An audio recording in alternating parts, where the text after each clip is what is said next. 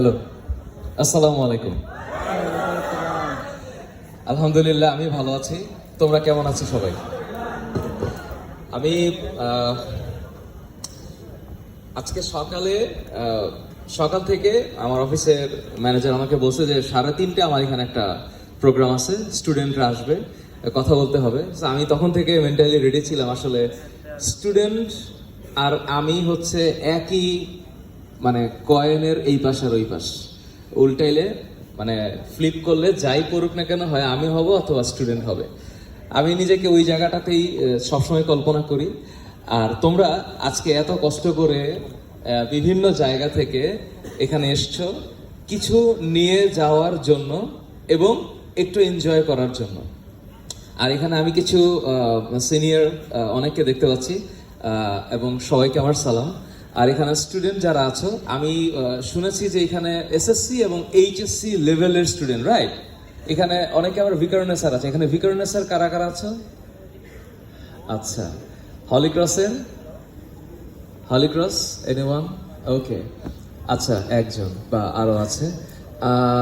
অন্যান্য কলেজের ক্ষেত্রে এনডিসির কেউ আছে এখানে? ওকে।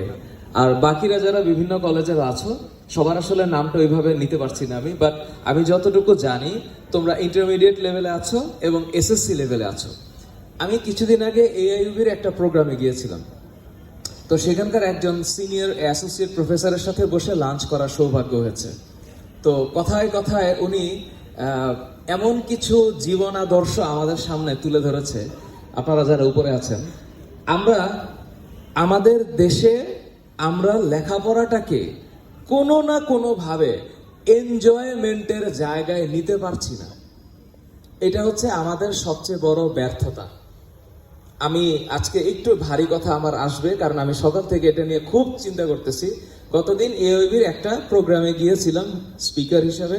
ওদেরকে আমি বলেছি, ইউনিভার্সিটি লেভেলে ওরা ফাইনাল ইয়ারে আছে, ওদেরকে আমি বললাম ফাইনাল ইয়ারে একটা স্টুডেন্ট, মানে আর কিছুদিন পরেই ও শেষ করবে, গ্রাজুয়েশন শেষ করবে।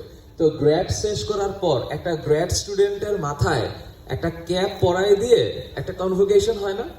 তো কনভোকেশনে ভিসি মানে ভাইস চ্যান্সেলর বা চ্যান্সেলর যদি থাকেন, উপস্থিত থাকেন, কি বলে যে তোমার গ্র্যাড স্কুল